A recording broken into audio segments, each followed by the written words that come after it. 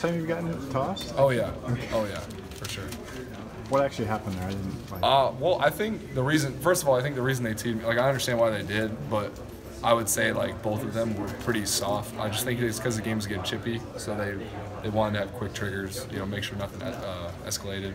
So, I regret getting into it at all, but he was. The first one was a two-player tease, and me and McConnell were literally just talking to each other. Like we weren't talking trash, we weren't saying anything, swear words, not to it. And then he just teed both me and him up. The second one, I maybe deserved a little bit more because we bumped each other, but like still, he had pissed me off because he was talking earlier in the game. He was like yelling at the ref, like, he's a dirty player, like I'm like, bro, like, he literally got ejected like 2 games ago for punching somebody in the face, and he's saying I'm dirty. I'm like, okay. So then I got, and you can go back and check the tapes. He tried to trip Chris in the first half.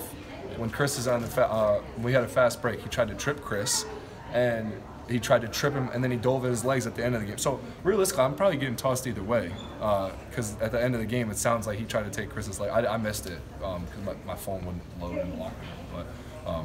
So yeah, I mean, either way, I guess maybe I'm getting run, but I do regret getting into it at all. Like obviously, I wanted to stay in there and celebrate. I just think they wanted to keep it from getting out of hand, which is what they did. They were handing them. It wasn't just me. Like they threw their strength coach out. I've never seen that in my life. Never seen that. So. Okay, so the first half basketball. Mm-hmm. You and some of your fellow substitutes came in and changed the game for Iowa. How did you do it?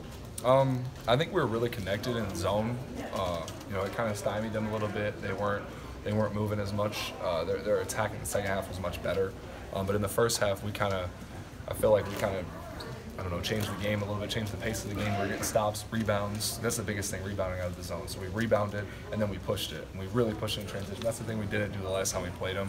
We didn't get enough in transition, and this game we really pushed it, and that was what led to so many of our points in the first half.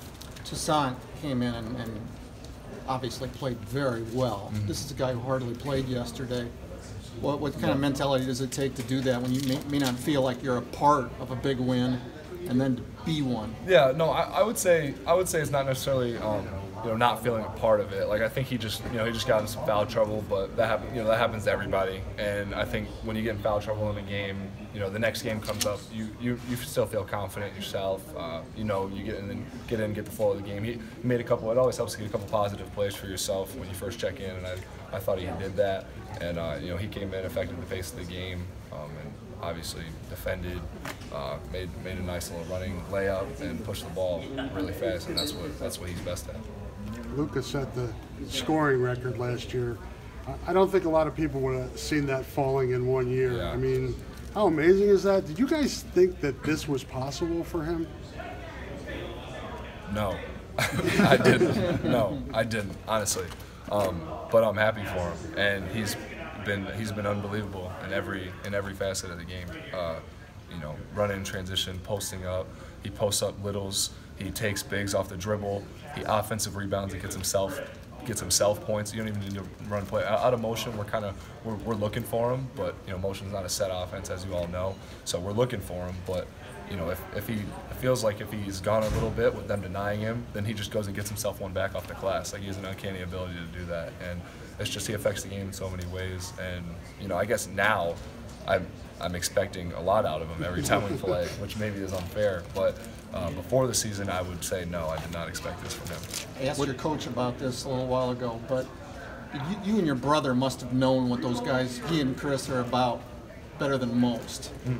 When your dad signed those guys, what did you think? I was excited because they were, we've said this before, they were always really good players. They were just small, so small, and now they've grown. They're stronger, more athletic. There was like times last year where Keegan would make plays and it didn't even seem like he knew like how athletic he really looked because they've never been, they weren't that size, right? Like he's dunking the ball and it's an unbelievable play, and he's kind of looking around like he didn't celebrate nothing. It's like, dude, that was ridiculous. Like and there's still things that happen like that, and so I think I was definitely happy when we signed him, and obviously really happy with the way that it's turned out. What does it mean? Go ahead, Tom. Did you see this coming from Perkins? Yeah, I mean TP's always been really confident, and to be honest, I think he really likes playing in Indianapolis. Like he's from here, like he's got his family here. Like I think that could that might add to his energy level a little bit. He was really animated, emotional, which is when he's at his best, and he was hooping, and that's the way he's been playing. What does it mean to you, fifth-year senior, and also as the son of the head coach, both perspectives here, to get to the semifinals of the Big Ten tournament, a league that's obviously maybe the best in the country? Yeah, I mean, coming into it, to be honest, we expected to play well, and we had plans. We had plans to be here for a while. We had plans to be here the whole time, and I think we came out and showed that in our first game, and then tonight also took care of business handily.